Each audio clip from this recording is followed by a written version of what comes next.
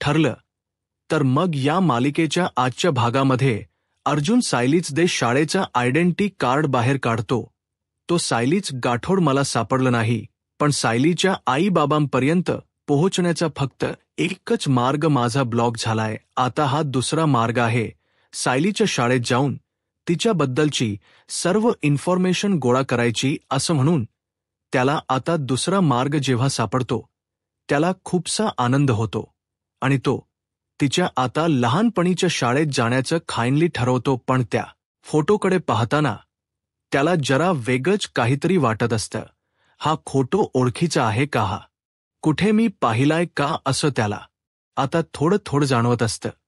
तर आता दुसरीकडे लगेचच साक्षी ही प्रियाला म्हणते, काय झाला? मला धीर देऊन झाला का? आता इथून निघायचं काय घेशील तू? तेव्हा प्रिया म्हणते, साक्षी तू चिडतीयस कशाला? मी तुला धीर द्यायला आलीयला. तुझं फ्रस्ट्रेशन कळत्य. कारण माझ्यासारख की आश्रमात वाढलेली एक गरीब मुलगी कशी बाहेर अगदी टेचात फिरतीय आणि इथे तू महिप्त शिखरेची मुलगी अगदी जेलमध्ये सडतीयस. कारण कसं आहे ना साक्षी, प्रत्येक गोष्ट बापाच्या पैशावर नाही होत. स्वतःच डोकं वापरावं लागतं त्यासाठी, आणि याचा त्रास होतो नाग तुला तेव. हा साक्षी रागात म्हणते, मला त्रास ना तुझा होतोय, तुझ्या बोलण्याचा होतोय. तू ना आत्ताच्या आत्ता इथं निघून जा, मला तुझं तोंड सुद्धा बघायचं नाहीये असं साक्षी धमकी देतच म्हणते. तेव्हा प्रिया म्हणते, असं कसं? जर मी तुला इथे भेटायला येत नाही राहिले तर तू किती एकटी पडशील असं म्हणून साळसूतपणाच्या आव्हानात आणि पुन्हा एकदा साक्षीला टोमणे मारत ती आता अशी खिजवत असते. आणि मग पुढे म्हणते, या अशा परिस्थितीमध्ये शेवटी तुझी जवळची मैत्रीणच तुझ्यासोबत उभी राहणार ना? मग आता साक्षी म्हणते, प्रिया आत्ताच्या आत्ता अगोदर इथून निघून जा, नाही तर मी आरडाओरडा करून ना कॉन्स्टेबलला बोलवेन. तेव्हा प्रिया म्हणते, बोलवो की? बोलवना, कारण आता कॉन्स्टेबल जरी आलीही ना तरी ती मला जेलमध्ये नाही पाठवू शकणार आहे, कारण ना ती तुझी जागा आहे. असं रागातच प्रिया म्हणते, बरं चल, हा मी आता खरंच निघते, कारण फेशियलची अपॉइंटमेंट काढली आहे. आता विचार करतीये जरा मॅनिक्युअर सुद्धा करून घेते.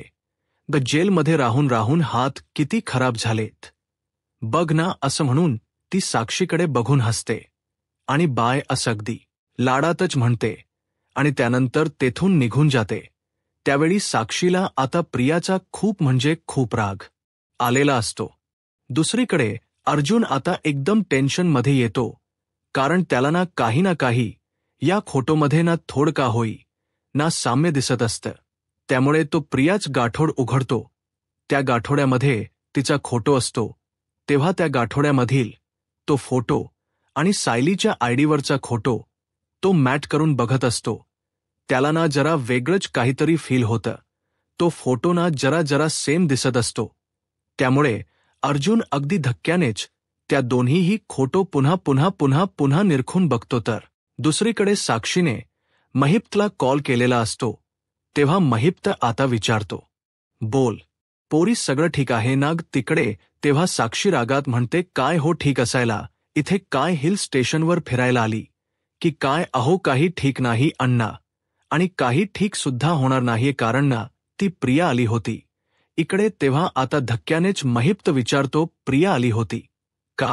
आणि कुठे? जेलामध्ये का? त्यावेळी आता साक्षी म्हणते, हो इथे आली होती आणि मला उगीच मास दाखवत होती की बापाच्या पैशांवर तुला इथून सुद्धा बाहेर पडता आलेलं नाही. आता मला सांगा अण्णा, अजून किती ह्युमिलेशन मी सहन करायचे?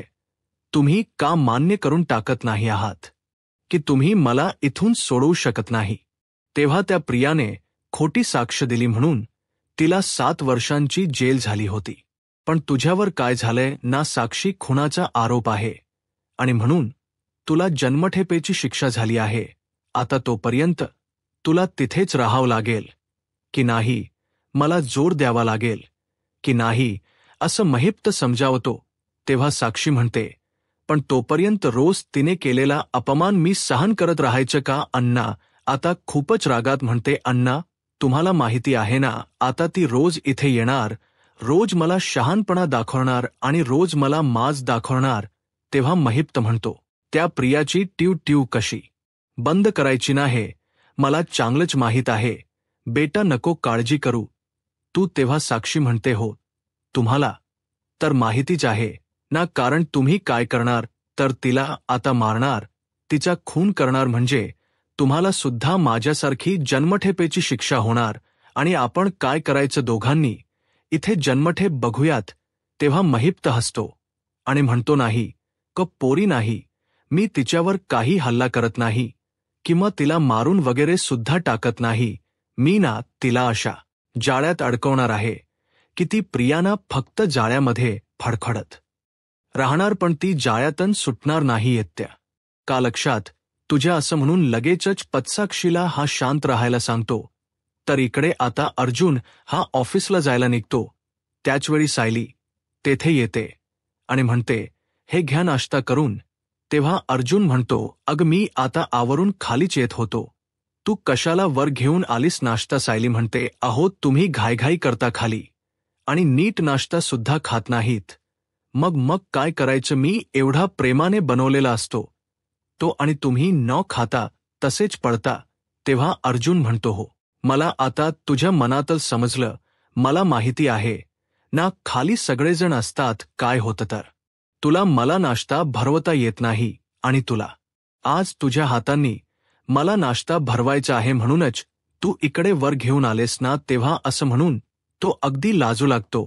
तेव्हा सायली आता हसते आणि पुन्हा रागातच म्हणते तुमच्या मनातल्या गोष्टी ना माझ्यावर अजिबात थोपवायच्या नाहीत. असं म्हणून ती एका क्षणातच अर्जुनला गप्प करते आणि माझ्या मनात असं काहीच नव्हतं, घ्या पटकन खाऊन घ्या असं म्हणून ती त्याला नाश्ता आणि कॉफी देते.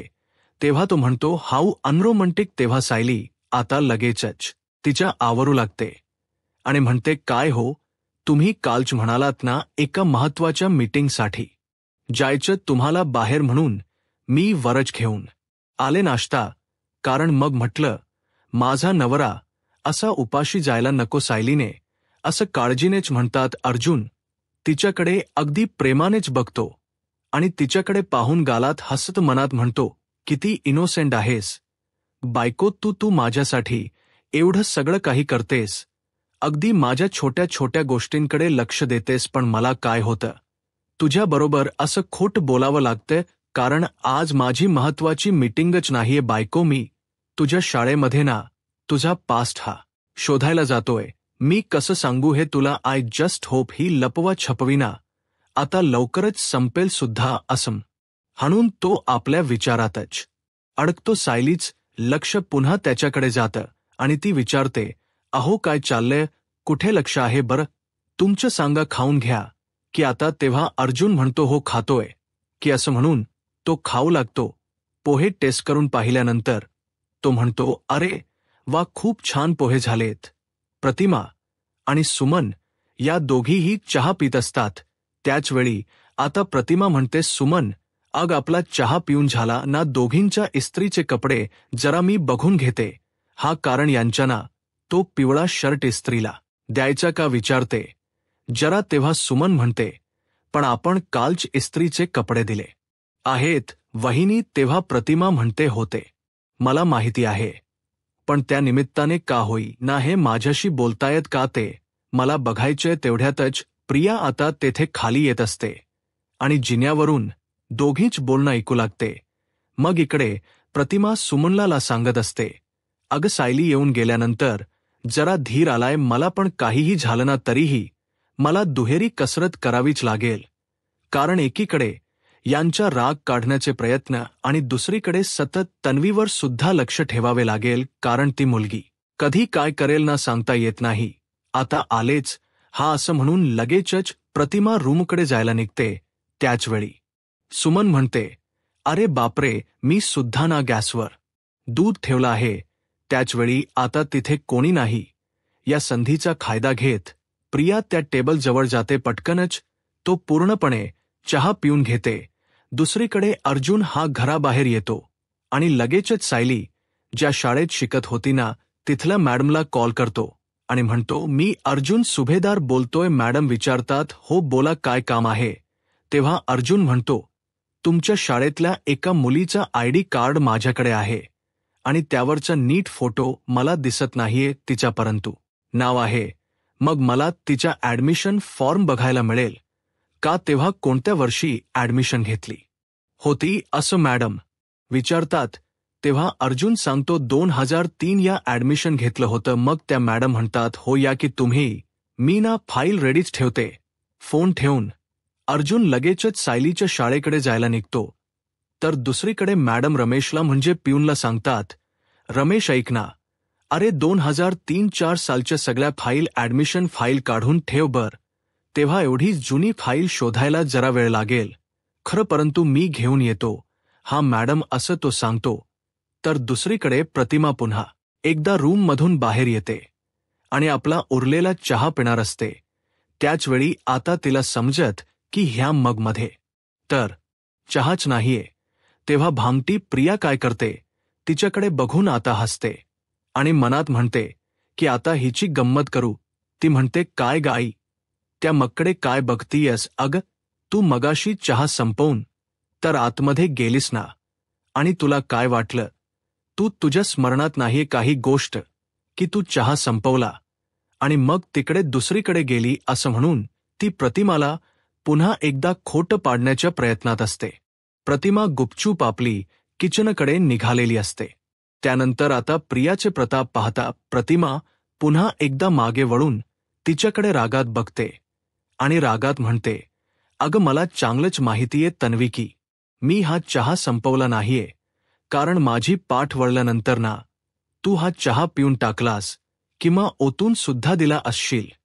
आणि मला सांग, काय काय करण्याचा काय प्रयत्न करतीयस तू? मला कसं काहीच लक्षात राहत नाही की मला कसे भास होतात हे परत एकदा सिद्ध करण्याचा प्रयत्न करतीयस. तर या वेळेला ना तुला अजिबात यश मिळणार नाही, कारण आता माझी औषधं वेळच्या वेळी दिली जातायत आणि त्या औषधांना ना तुझा हात तर लागतच नाहीये. त्यामुळे माझ्या गोळ्या बदलण्याचा किंवा मला वेळ ठरवण्याचा इथून पुढे ना तू विचार सुद्धा करू नकोस, अशी धमकीच सरळ सरळ प्रतिमा आता प्रियाला देते.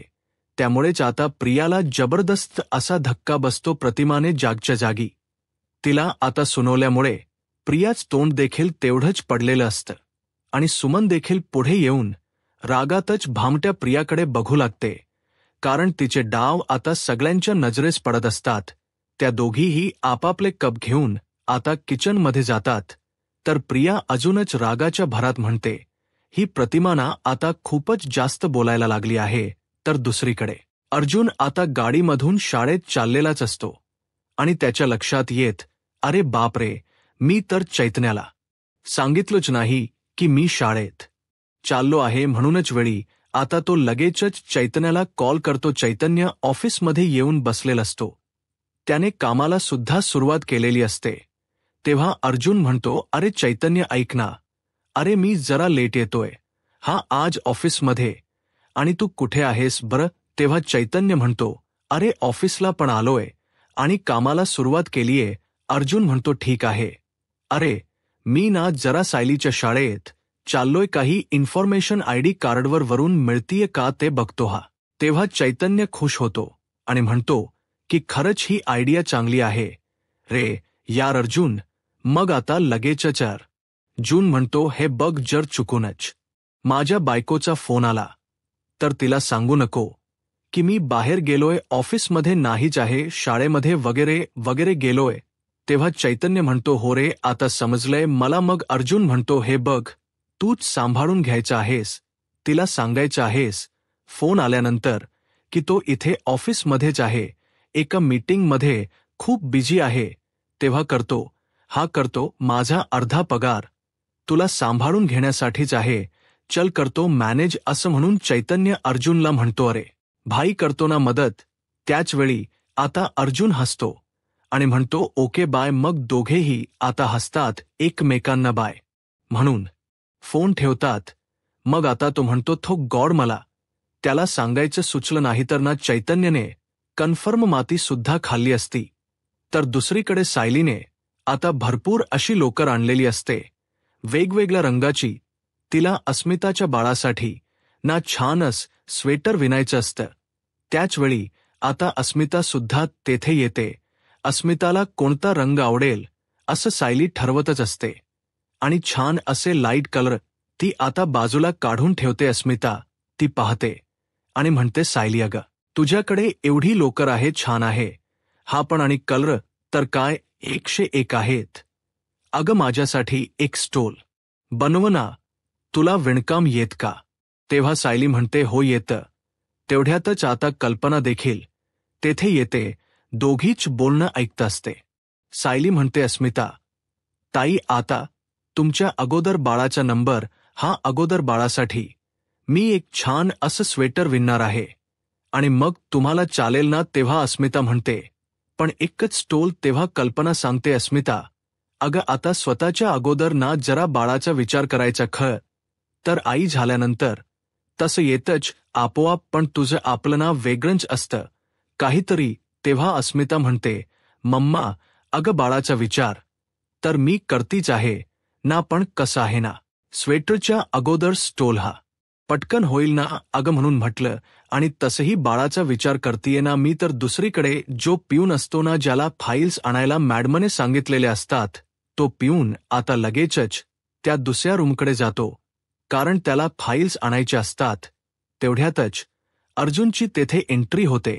अर्जुन गाडीतून खाली उतरतो आणि सायली ज्या शाळेत शिकत होती त्याच शाळेमध्ये तो आलेला असल्यामुळे त्या शाळेकडे असा पाहतच राहतो.